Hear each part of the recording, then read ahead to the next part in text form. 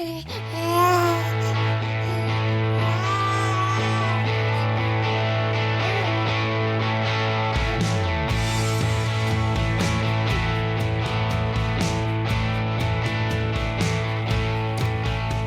to the Aging Well podcast. I'm Jeff Armstrong here with Corbin Bruton.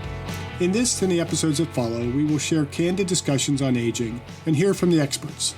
We are here to inform and encourage as we experience, well, aging. In this episode, Corbin and I discuss the benefits and limitations of walking for physical and psychological health. So I took advantage of some of the sunlight that we had the other day after work, and I ended up going on a walk, and it was amazing. I hadn't been on a walk in a really long time. I actually think walks are completely underrated. I don't think we give walks enough credit, but I think if we're going to do a podcast based off of aging well and exercise and fitness and overall health, I think it would be super beneficial to kind of bring up walking. I think walking kind of covers the basics of everything that we kind of stand for. I mean, if you think about it, it burns a lot of calories. It's low impact, easy on the joints, and certain studies that are out there, it actually helps with diabetes, excuse me, and lowering stress levels. So let's dive right into that. Let's talk about walking. Let's talk about the benefits of walking. Let's compare and contrast walking versus running. What are your thoughts on these? Okay, first I got to ask you, the last time you talked about walking was in regards to hangovers. So I'm hoping that after our last episode that's not the case. That was not the case at all. Okay, that's good. So what would you like to talk about with walking? Well, let's talk about the actual act of walking itself and relating it to a form of cardiovascular exercise. I know there's a lot of bodybuilders, for example, that prefer walking over running as their main staple of cardio. I also think that this would be really beneficial for our elderly community. I know walking definitely is really low impact on joints, and honestly, it's easy to do and it's completely free. So I think it would be a great foundation for anyone starting their exercise journey getting up and moving and basically walking. Yeah, with cardio in general, I think there is quite a bit of a continuum in terms of what is beneficial for health and which is beneficial for performance.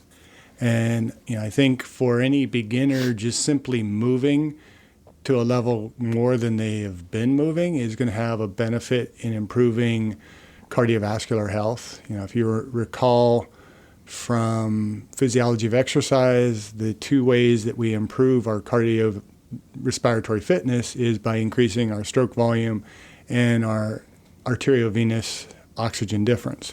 So the ability to deliver oxygen to the tissue and the ability to extract that oxygen and utilize it at the muscle level.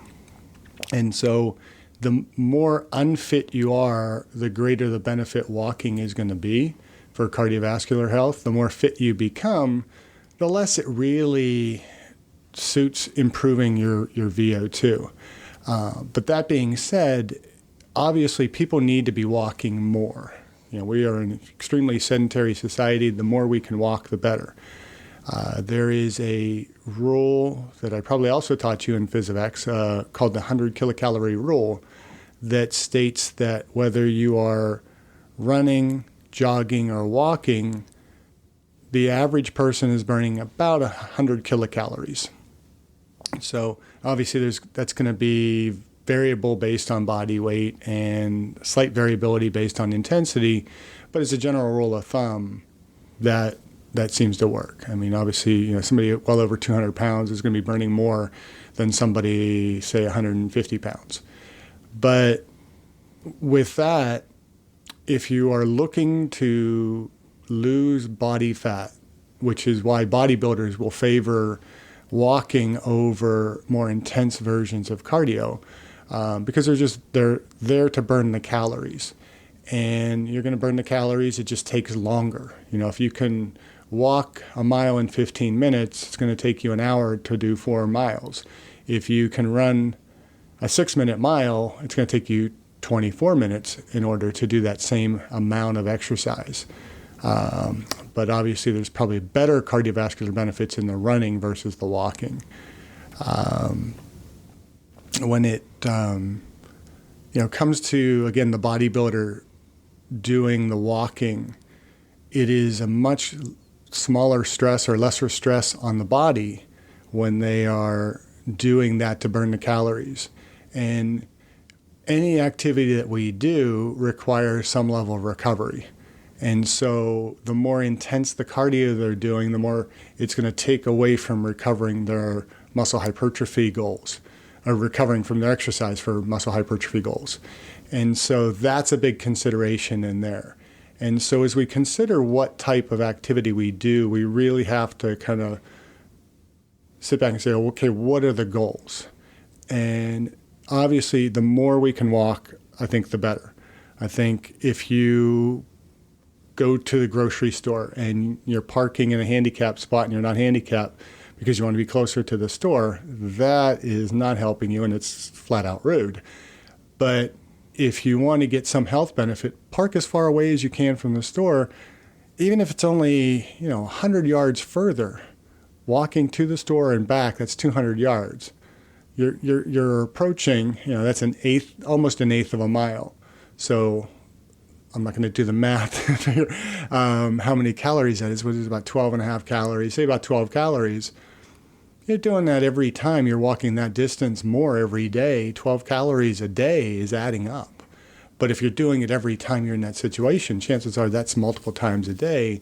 By the end of the week, you may be accumulating an extra 1,500 kilocalories or maybe even more. So walking more is great. I think there is a certain relaxation effect of walking.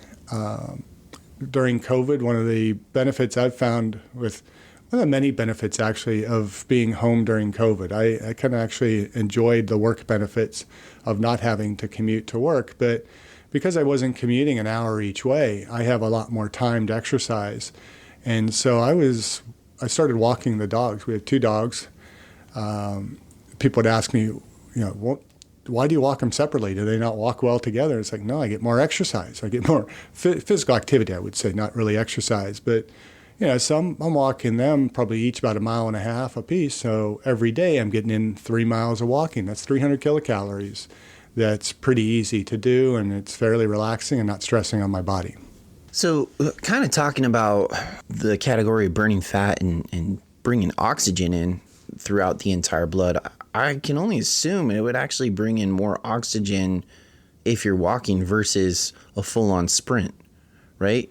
Because if you're walking, you're able to breathe, you're able to control your breathing. So I can only assume, especially if you're walking at more of an incline where your heart rate is racing, you would be taking in a lot more oxygen versus sprinting up that exact same incline. Wouldn't that have an effect on burning fat more? Again, it's looking at not only the intensity, but the overall oxygen consumption.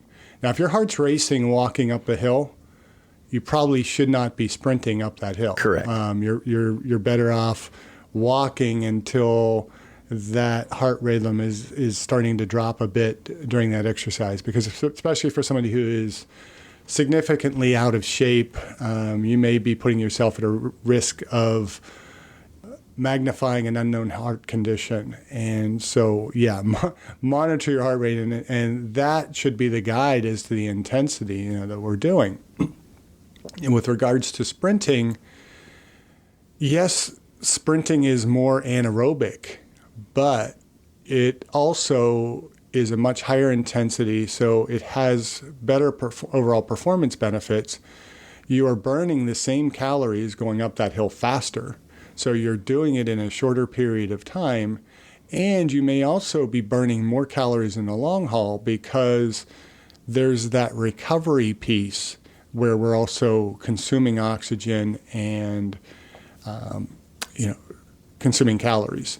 If you recall, as we talk about like the transition of oxygen consumption from rest to steady state, there's that period of oxygen deficit, and we are relying more on anaerobic metabolism during that period of time.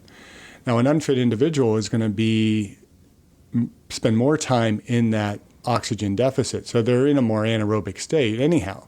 So, the initial period of running or walking is going to still be more or less anaerobic. Once we hit steady state, and again, that steady state, if you're sprinting up that hill, is not going to be very long because we just simply cannot rely on anaerobic metabolism for a long period of time. So you're not likely to exercise for as long, which may mean that you don't do as much exercise. So you have to kind of balance out what's the total cumulative effect. If I sprint up that hill, or if I'm doing, say, interval type of training, doing more of a tempo training where I'm picking up my speed and then slowing down, picking up, slowing down, I may actually end up burning more calories because I can do more overall intensity, cover more distance in that period of time. And in recovery, I am burning more calories, but that's where I'm consuming the oxygen as I replace the adenosine triphosphate in the skeletal muscle. I'm doing that during recovery. And so that's why you see sprinters, when they finish sprinting, they're huffing and puffing. They may actually be breathing heavier longer than somebody who walks the same distance. I mean, you walk 100 yards, it might take you, I don't know how long, it could take maybe 30 seconds or more, maybe even longer than that. But sprinting it might be, for us, maybe 12, 15 seconds, Usain Bolt, a few seconds.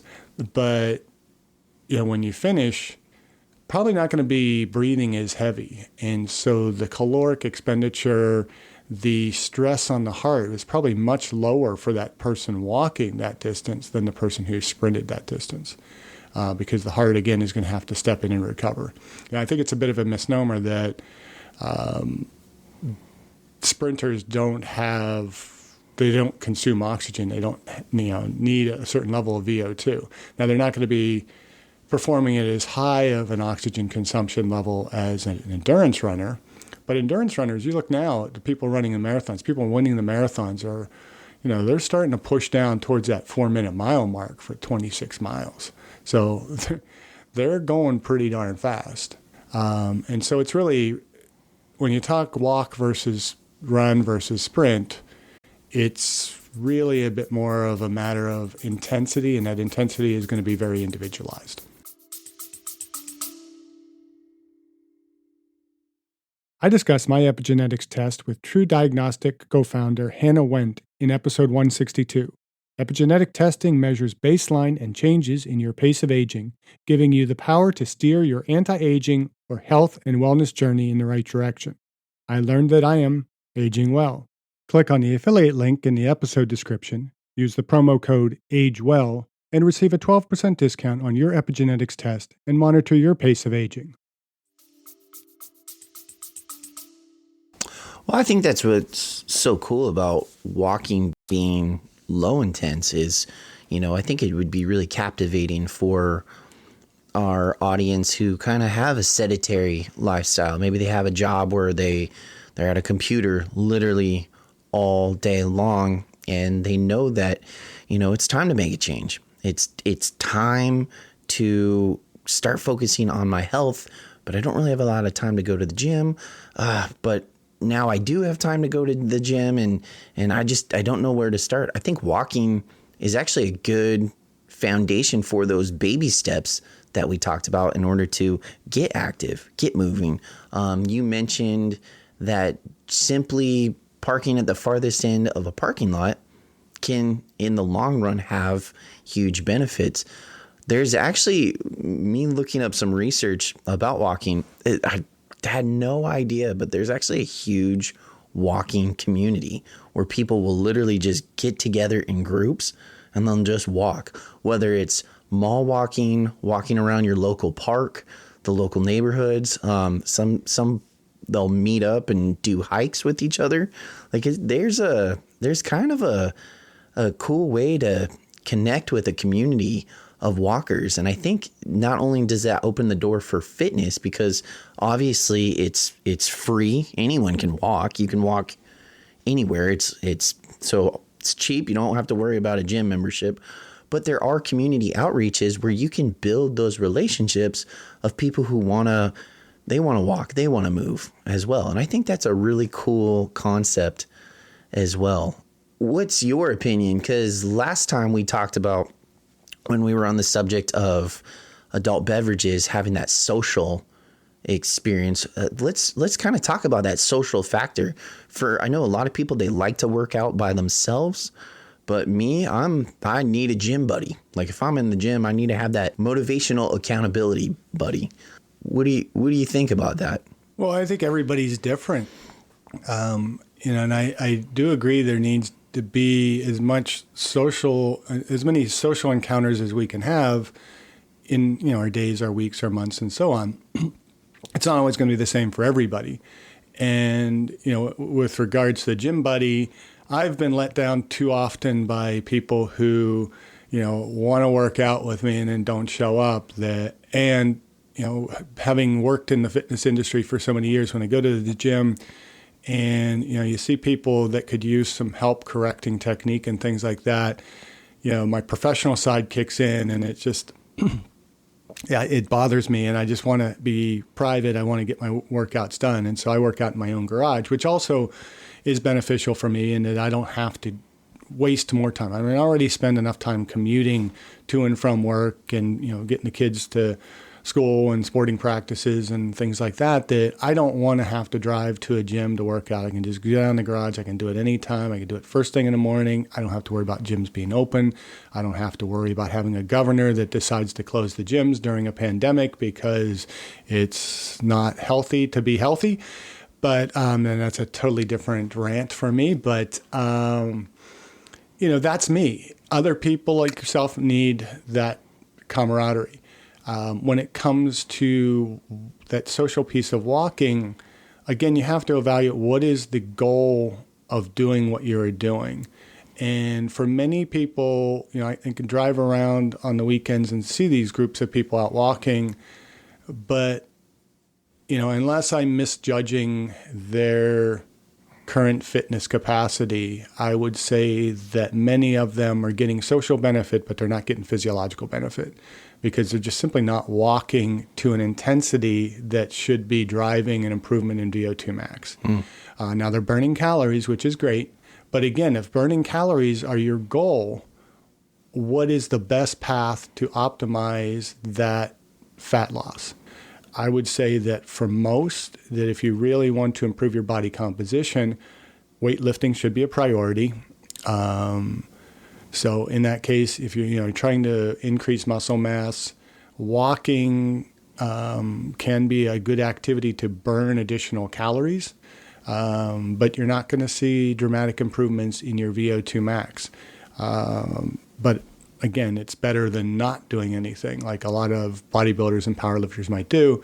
And doing intensive cardio might not be beneficial for those individuals' goals. So you have to look individually, what are you trying to accomplish?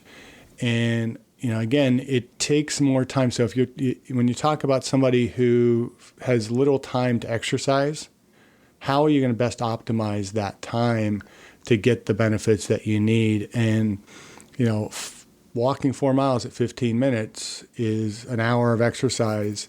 Sometimes that's all people have available to exercise. So is that the best choice to improve their overall fitness?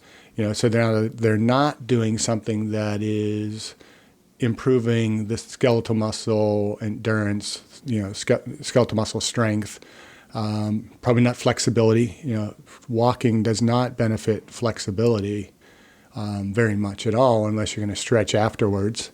And it may have, some effect on body composition. But again, it's affecting the fat content, not necessarily the muscular content. And I think if you neglect doing some kind of strengthening exercise, then you are overall diminishing your capacity to continue to do a moderately high level of activity as you age, because you're going to have the natural sarcopenia, the loss of muscle mass as you age, that is not being countered by some kind of resistance training. And walking, might be lowering your fat content, but it's also not really benefiting your muscle mass.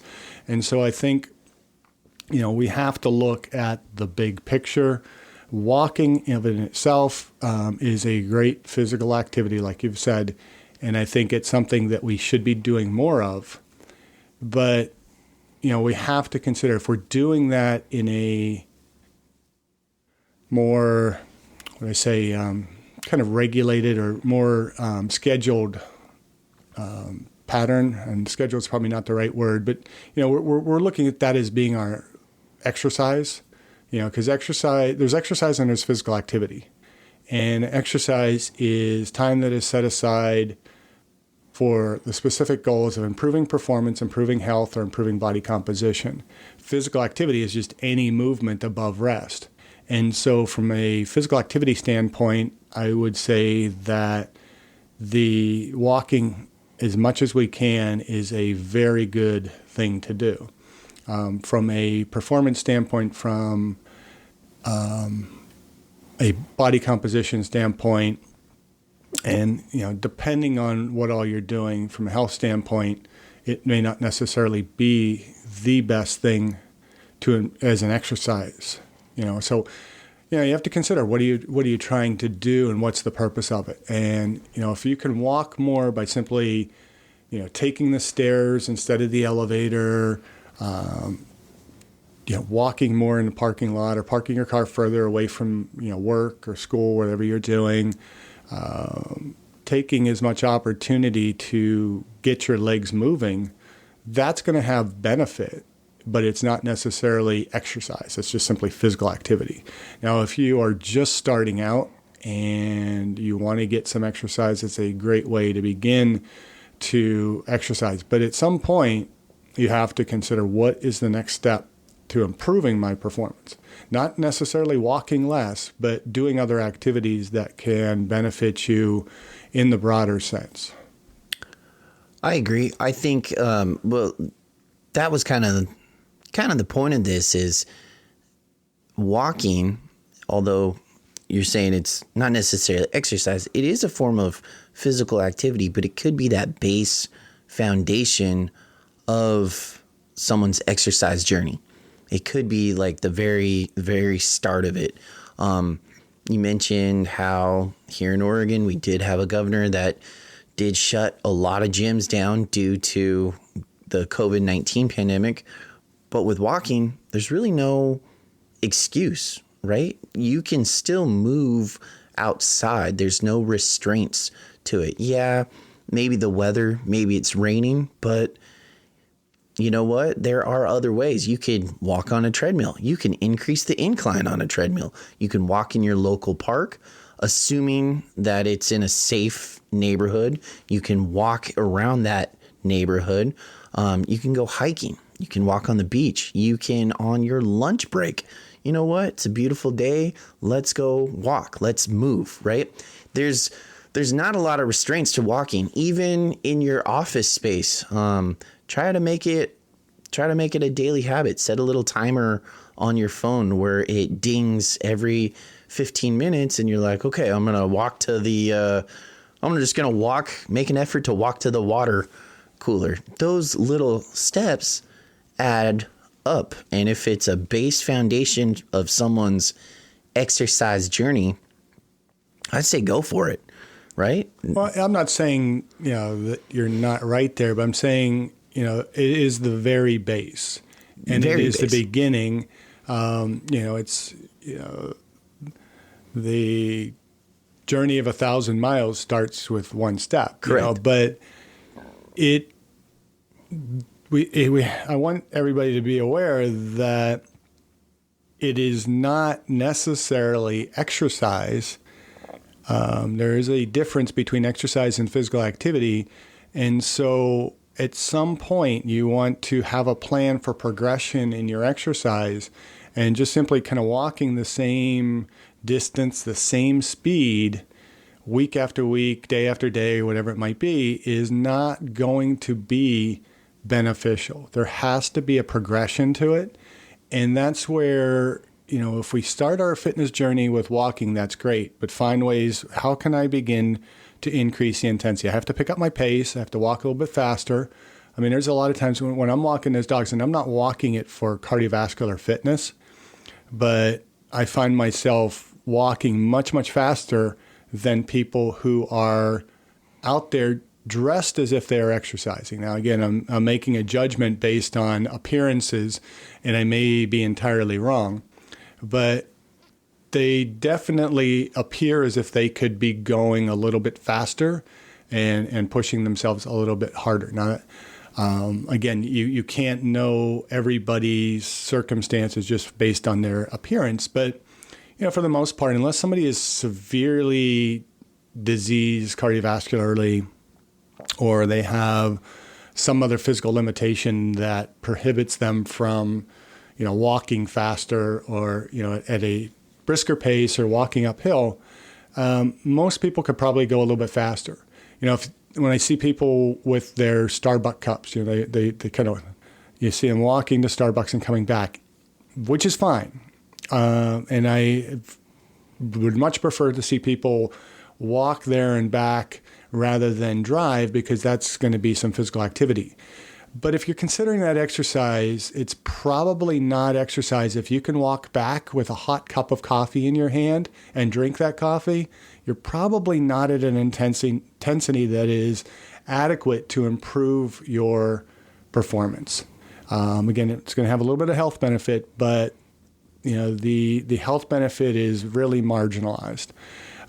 So consider, what can I do to progress this further?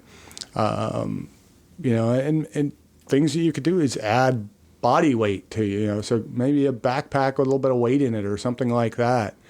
Or, find a course that is going to be hilly. If you're walking simply around a track, see people do that. Now, I've seen people that can walk, they're walking a really brisk pace around the track. That's awesome, because they're picking it up. I see one guy in my neighborhood that kind of does more of a race walking kind of thing. That's getting the whole body moving. But there has to be a progression in there. And if there's not, then it's not exercise anymore. It's just simply physical activity. And I would want people to also consider other activities for exercise. And if exercise needs to be planned and scheduled, then do the difficult things in that planned, scheduled time. If you want to go to the gym, and get a gym membership, go use the weights, maybe use other cardio equipment for, the intensity benefits that you can get out of it, the interval benefits that you can get out of it. But focus probably more on using the weights, and use the rest of your day to try and increase your activity and walk more. You're going to get far better benefit out of that than, if you see people who will drive 5 miles to the gym to walk like 3 miles on a treadmill. Why didn't you just walk your neighborhood? You're spending a lot of money for that gym membership. Use it wisely. Now, if you're going to use the treadmill so that you can walk up a pretty steep grade and get a really intensive workout, then yeah, that's good. I mean, I've enjoyed, I like walking on a treadmill more than running most of the times, because I can take benefit of the hills. I can't walk outside enough to get any cardiovascular benefit, but I can walk pretty briskly up a steep hill, and I'm going to get a workout.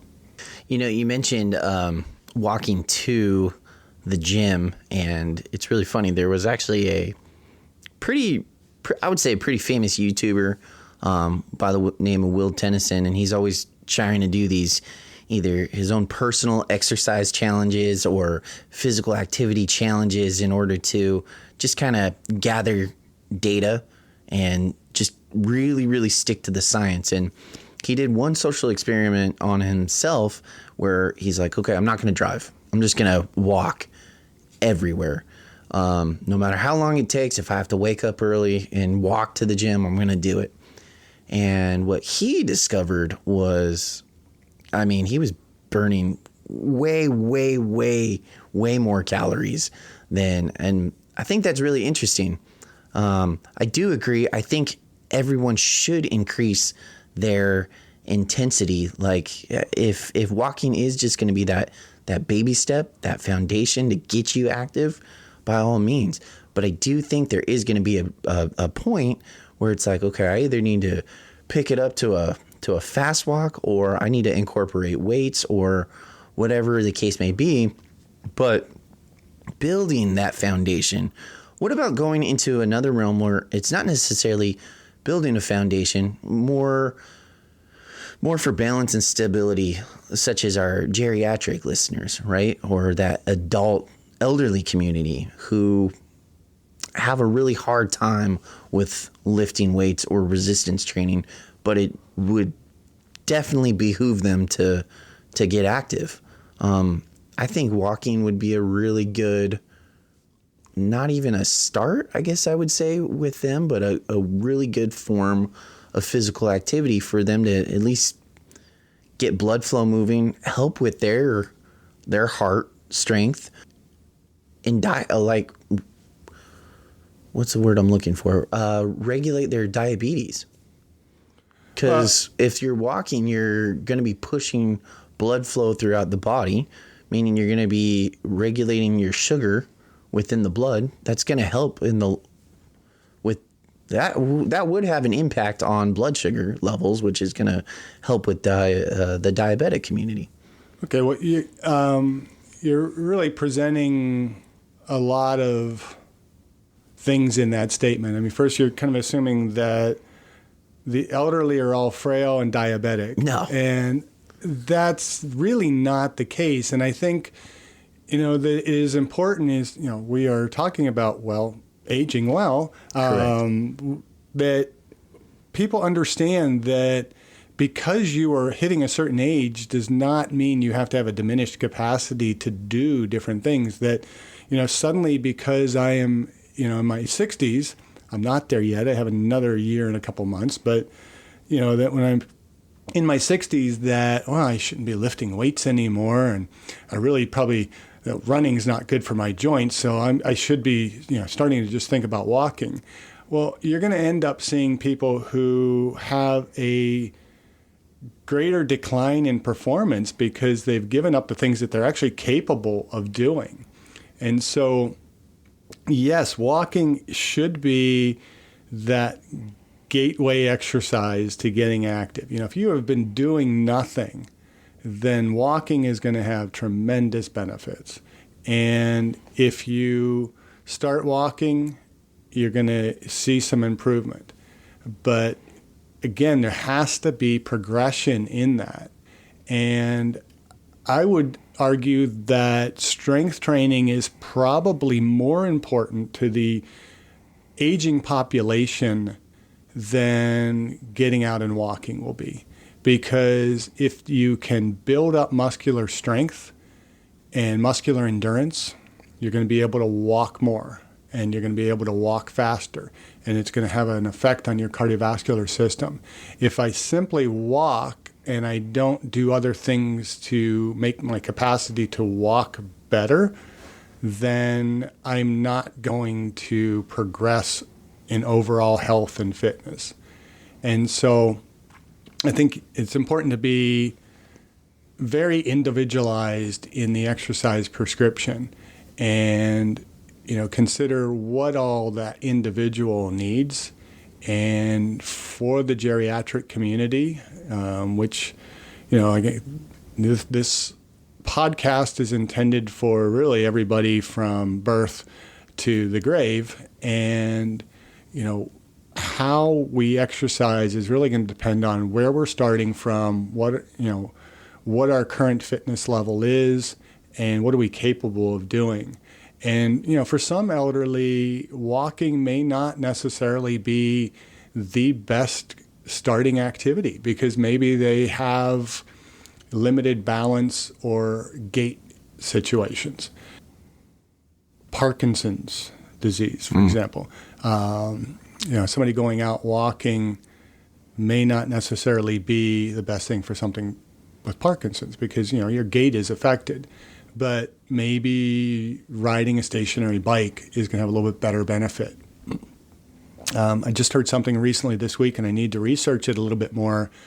But there is some research, and let me see if I can get it all correctly, that they're looking at neural pathways in diseases like Parkinson's, where they feel like there may be some intact pathways in the brain that can be tapped into in situations where there's like more positive emotional stimulation. And they talked about a gentleman who, Parkinson's, so he had the typical festation gait, poor posture, put him on a bike and he'd ride the bike and no problems whatsoever. And this is not a stationary bike, but a bicycle.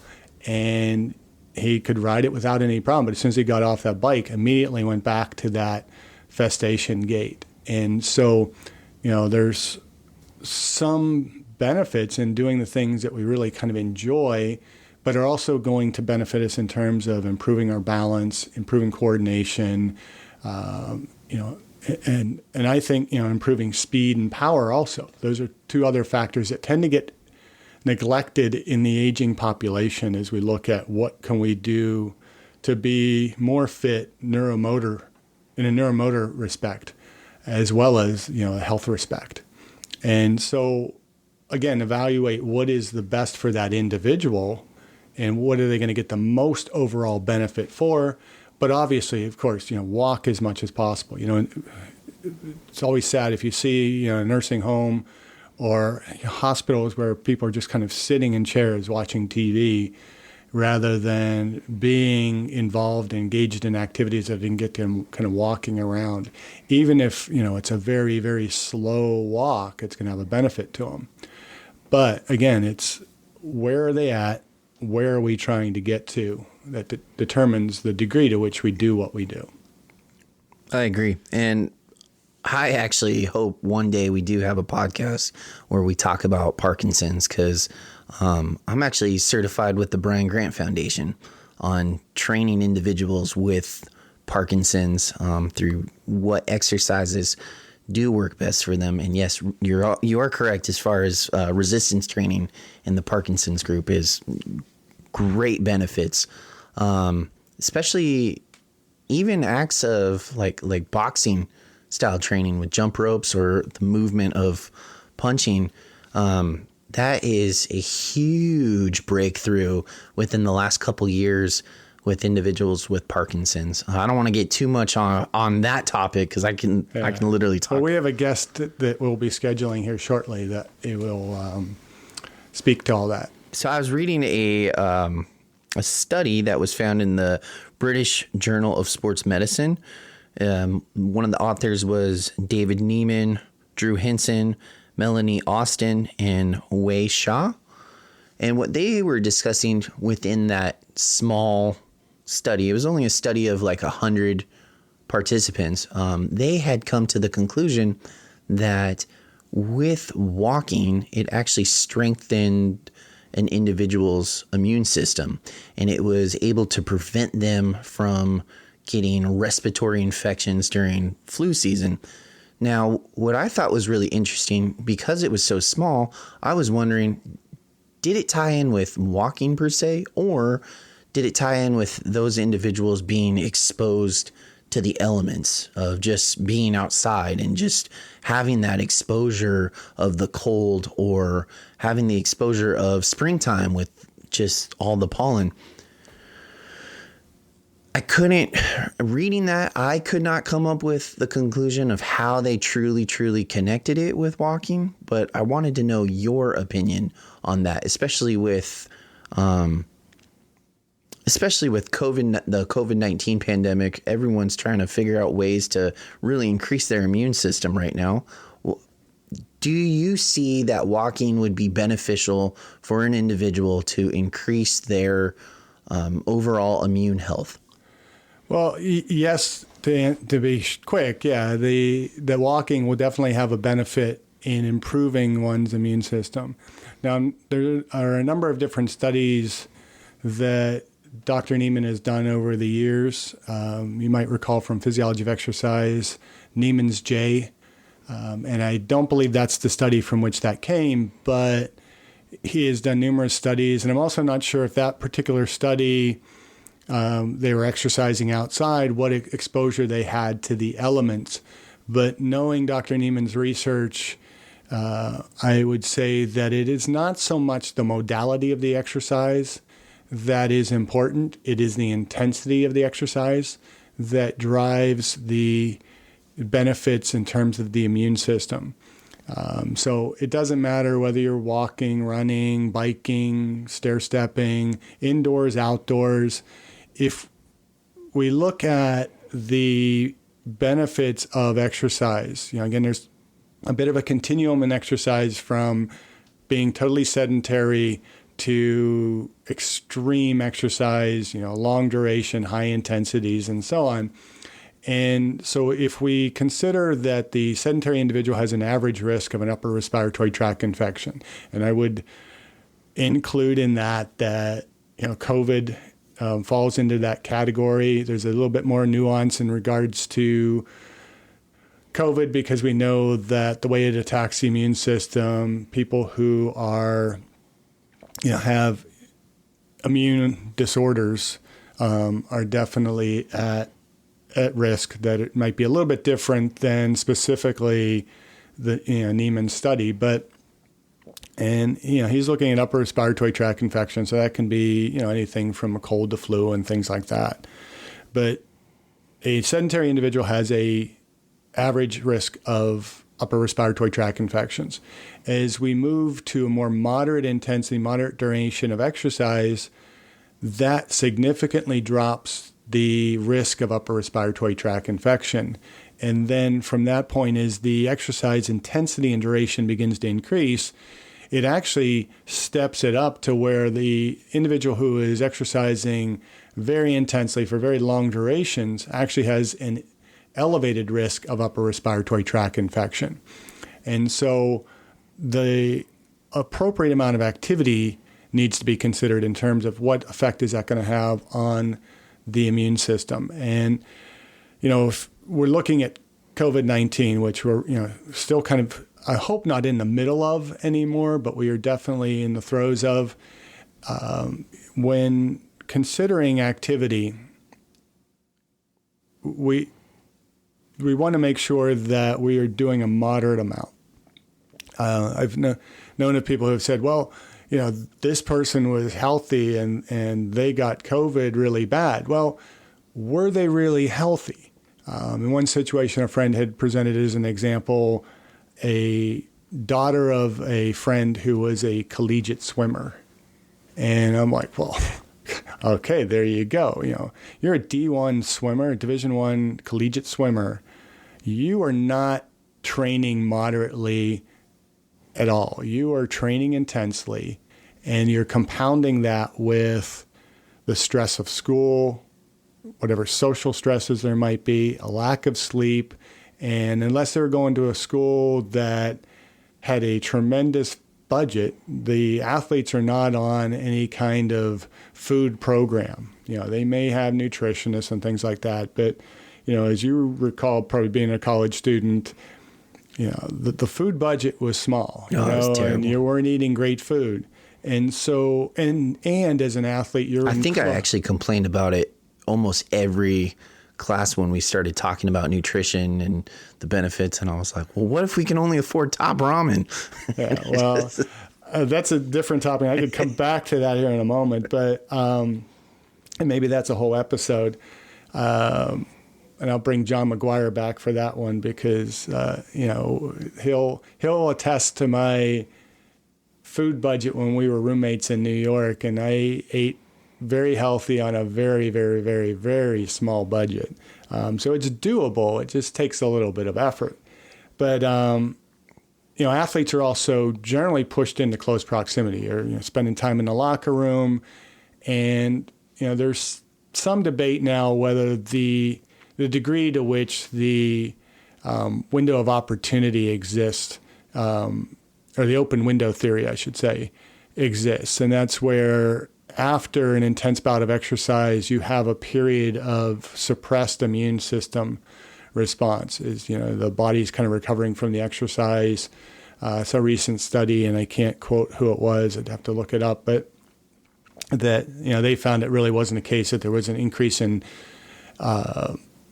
illness because of the open window theory. But it seems reasonable that for a moderate amount of exercise, you're going to boost that immune system during that exercise, and for a brief period afterwards, if it's just a moderate amount.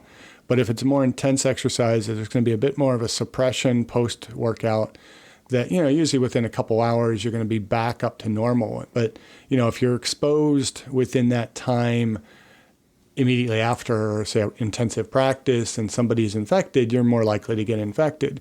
You're putting athletes on a close bus. They're going to be exposed to a greater extent.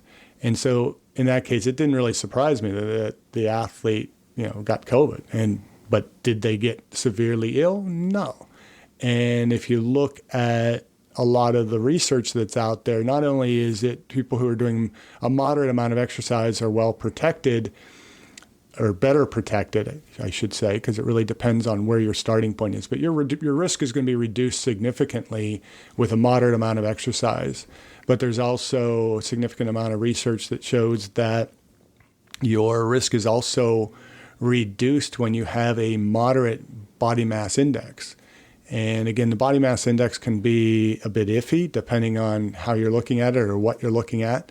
But for the most part, if you look at the whole picture of everybody, the whole population, people who are going to have a very low BMI are people who are under-muscled or under-fat, which both cases are likely to increase your risk of illness. If you're under-muscled, it probably means that you're closer to sedentary, but you're just not, overly fat to where you're on the obese side or the over-fat side. Or if you're under-muscled, you say maybe a bodybuilder or somebody like that or a runner who is really living at a very, very low percent body fat, which is going to increase your risk of illness. But a moderate BMI can indicate that you have a little bit of body fat that's protective, but you also have muscle mass in there as well. And so a BMI of somewhere probably between about 23 and 26, I consider to be kind of the sweet spot for overall health. And those individuals... For men or women? For men and women, and across the ages. I mean, a couple of studies looked at things like risk of COVID infection, risk of hospitalization, being in an ICU, being in a ventilator, and death. And across the board, there was, again, that kind of Neiman's J curve that was reflected in the BMI. And so when we're looking at the benefits in the immune system, moderate exercise, moderate amount of muscle mass, moderate amount of body fat, again, moderate being just, in a healthy range, you're going to be you're going to be less susceptible to upper respiratory tract infections. So I don't know that the Neiman study really is focusing in on I know he's not focusing on the fact that you're exposed to the elements, because that would have confounded his study. He was looking specifically at exercise intensity and how that was impacting the immune system response. Now, not going to any specific literature, but even more I could probably find the literature, but I generally kind of favor the 5-second rule when it comes to bacteria, viral infection, and things like that. It's like, my kids were never really that sick because I didn't worry about, that was on the floor, don't eat that, right? But I kind of use that 5-second rule in quotation marks. I mean, I'm obviously not encouraging people to drop things on the floor and eat it, but that desire to avoid yourself of any kind of viral exposure is not healthy. That moderate bit of exposure is also boosting the immune system as well. Now, that doesn't have anything to do with walking or, the type of exercise that you're doing, but the immune system, in a sense, kind of needs its little bit of exercise, but it doesn't want to be over exercised. It doesn't want to be overstressed. But if you have small little exposures, that is actually building up the T cell and B cell memory that when you are exposed to upper respiratory tract infections, you're going to have a much stronger response. One last thing that I kind of want to end on, going back to the category of benefits of walking. And I actually found this in a study that was found inside the Experimental Psychology, Learning, Memory, and Cognitive Journal. This was a study that was done back in 2014 by M. Opezzo and D. L. Schwartz. And what they had discussed is the psychological benefits of walking. One, if you're super, super stressed out and you're just like, this is overwhelming, go on a walk. Just walk, and just getting that act of moving, and eventually it's going to relieve the stress. It also, in their study, it was found that it actually increases those creative juices. It allows an individual to kind of think and process things through, but they're also, without even realizing it, they're getting those levels of dopamine, just the exposure to me, for example. I walked, I live next to a park, which is just so happens to be on this little creek, and I was able to see like how the sun was setting and just reflecting off the creek. There were a few beavers that were kind of swimming, and it was just a really, really amazing sight to see. But yes, in their study, that was what I found the most interesting about walking, is also the mental health side effect. It like I said, in their study, it was allowing individuals to have more of that creative juices. So if an individual has writer block or they're stressed out from work, just simply adding a walk to their daily routine kind of eliminated that writer's block, allowed an individual to really get that creative juices going. Or if someone needed help with being motivated again, well, just that walk and just processing, okay, I'm really stressed out about work. Going through the motions of walking and just thinking about how am I going to overcome this stress? How can I set this goal? How can I process that? As the individuals that were in that study, they showed a dramatic increase of cognitive ability. Their moods all changed, and it was an overall stress reliever. I definitely think, again, going back to how I started off this podcast, was I think walking is just completely underrated. Yeah, it's not as beneficial physically as like lifting weights or doing those sprints, but there are other elements that can be thrown in to the mix. You saying that, yeah, I walk my dogs. Did you have one of those mental breakthroughs where you're like, this is kind of peaceful, or you know what, I got to grade these papers, I got to do this class? Did it allow you to find that headspace of kind of, all right, I got this? Perhaps that's not really why I'm kind of walking the dogs. I'm sure there are times walking that I, kind of are able to think things through, and that may be, beneficial. I think, again, when we're talking any form of exercise or activity, we have to think of the principle of specificity. Why are we doing it? What are we intending to do? And there are benefits in so many different things that we can do that we have to weigh the benefits along with what our goals are. And if they're accomplishing our goals, they're going to be great. If they're not accomplishing the goals, great. So there's definitely, psychological and mental health benefits to walking. And that's why I think walk as much as possible. But again, if the goals are fitness, evaluate, is this accomplishing those goals? Never walk less because you're too fit for walking. I mean, you can still keep walking, you still get those benefits. I have known many people who get that same kind of mental clarity from running. I don't. When I exercise, my mind is on the contraction of the muscle that I'm trying to build, or the speed at which I'm running, my heart rate, the am I reaching the goals of performance? So exercise to me isn't necessarily that mental outlet. Physical activity is. If I'm out for a hike, that's a lot different. And sometimes, even for me, it's hard to disengage from the exercise mentality and engage in, just walking for the sake of enjoying the environment.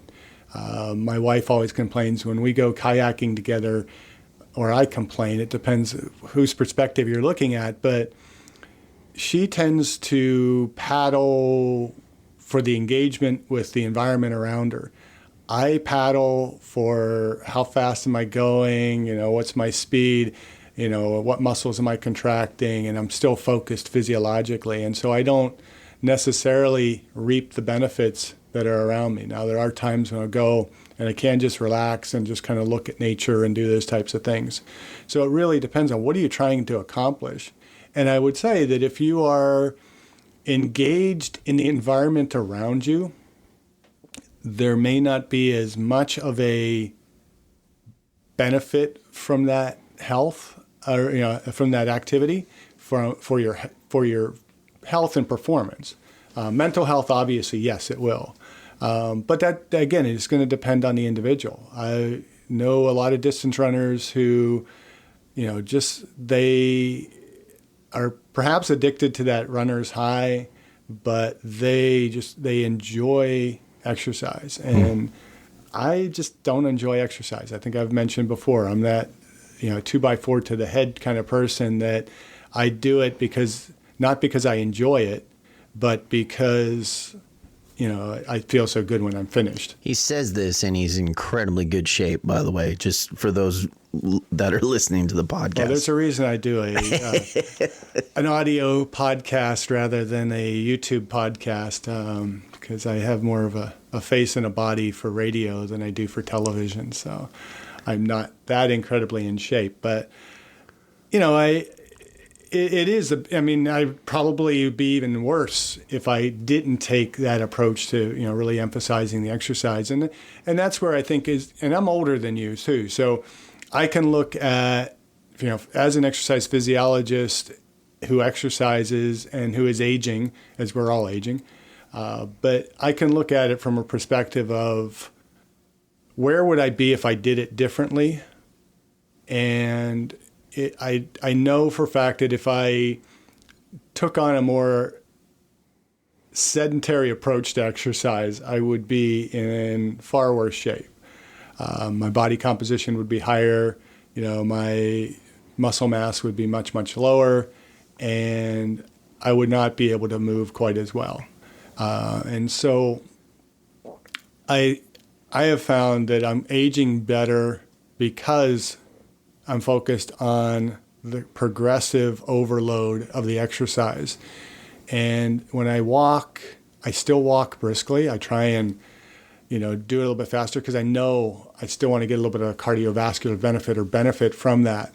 From a mental standpoint, I probably should slow down and, kind of just enjoy the environment. But I don't. And so that's probably one of my limitations. But there are, times when I will.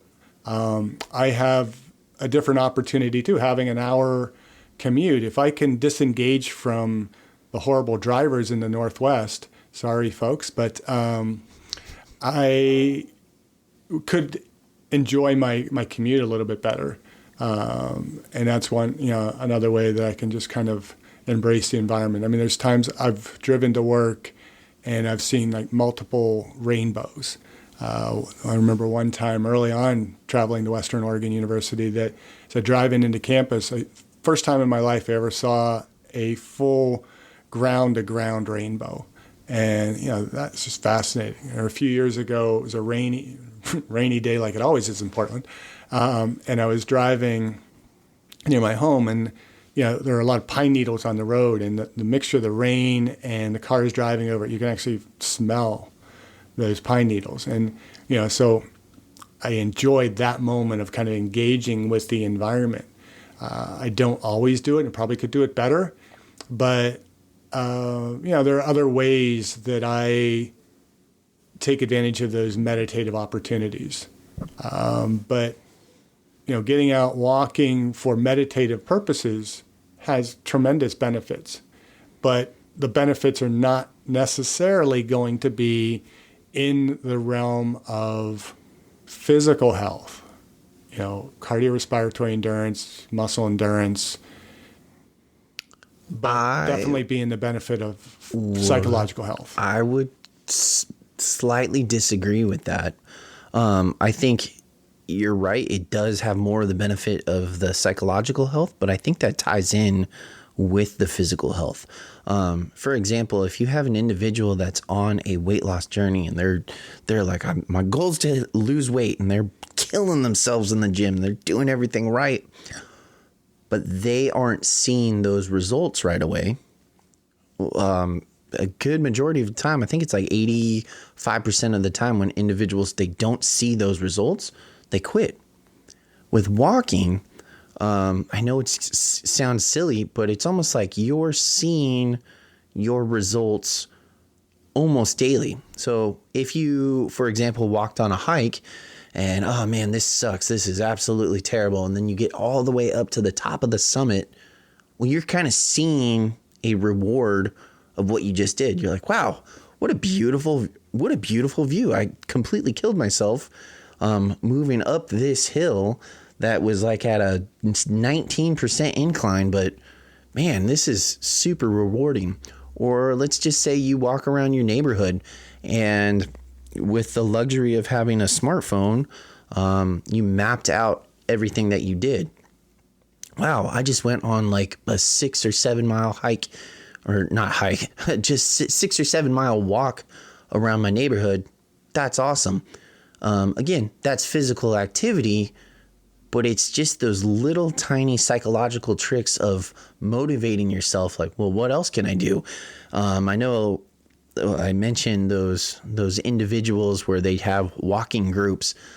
Some of them will try and walk neighborhoods to create art on their path. So they'll try and create like a smiley face, or they'll try and create like a dragon or a Ninja Turtle, or whatever the case may be. They'll try and create something, but it's rewarding to them because they're like, wow, not only did I just walk 26 miles in a day, I also mapped it out and I created a Tyrannosaurus Rex with my walking. So it's just kind of that psychological factor that motivates people to keep going, to keep challenging themselves, to keep pushing it in that physical activity, transitioning into physical fitness realm. I think that psychological factor, those benefits of that, of the individual reaping those benefits, are actually going to carry into being motivated to do physical exercises. True, but again, and we're going to keep going. This will be a 2-hour podcast if we keep going this route. I think it's important to kind of end with a clear statement that exercise is very diverse. There are multiple facets of what is exercise. There are multiple components to health, both physical, mental, we talk spiritual, physical, intellectual, emotional, and social wellness. Those are all separate components. And, as I like to consider them, I consider it as well-centered fitness, that those all need to be in balance. And we can equally become unbalanced by doing too much in one area and not in the others. And, so you mentioned somebody walking 26 miles in a day. If you're walking 26 miles just to make shapes of Ninja Turtles, that may be good for your psychological benefit, but it is not, the diminishing return in regards to physical health and performance is going to be much, much smaller. That time could be spent doing so much other stuff that can not only benefit you, but maybe other people. Being able to map out a Ninja Turtle, that's great. But who has that helped? Has it helped your physical goals? It may have helped your psychological goals. You had some fun, you had some social activity with it, but that can't be the only focus in exercise. We have to consider the balance. And so, walking is a great starting point for exercise. We need to consider progression and overload. That in order for the body system to adapt, it has to be stressed to a level greater than that to which it is accustomed. And so if you've been walking for 2 years and you're still walking the same distance in the same time, you have not progressed yourself physically one iota beyond probably the first few weeks of that activity. Psychologically, yeah, and socially, you might have reaped some benefits. That's awesome. But consider what else you can be doing to progress that. What other activities can we begin to incorporate into our lifestyle to better accomplish a broader improvement in our health and our aging? And try and do more and try and find ways to kind of enjoy doing more. I think there's as much accomplishment in lifting a little bit more than you did the workout before. And I think at the end of a lifting workout, you do see some of the same progress. You might not see the spectacular view that you might see from the top of a mountain in a hike, but we should still take advantage of each of those individual accomplishments that we're doing every time we're doing some level of physical activity, for overcoming the things that are making us weaker, but if we're overcoming our individual limitations, then we're accomplishing something, and we should take pride and joy in that. And there can be as much sense of accomplishment in whatever we're doing, but we have to consider that one activity alone is not going to solve all of our mental and physical and emotional health issues. And so we'll end on that, because this is probably the longest podcast we have ever done. And I thank everyone for listening, and keep aging well. Keep aging well. Thank you for listening. I hope you benefited from today's podcast. And until next time, keep aging well.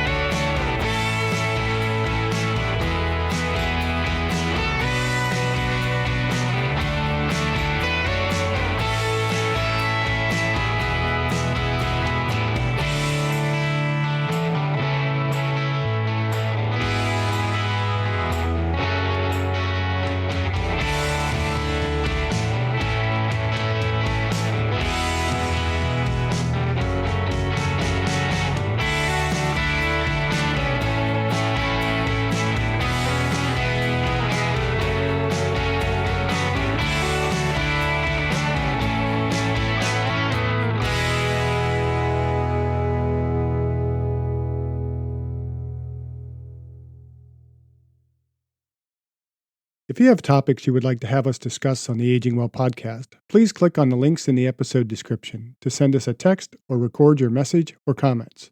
We'd love to hear from you and how we can help you age well. If you benefit from the Aging Well podcast and would like to support the content financially, please click on the Support the Show link or support our affiliates and advertisers.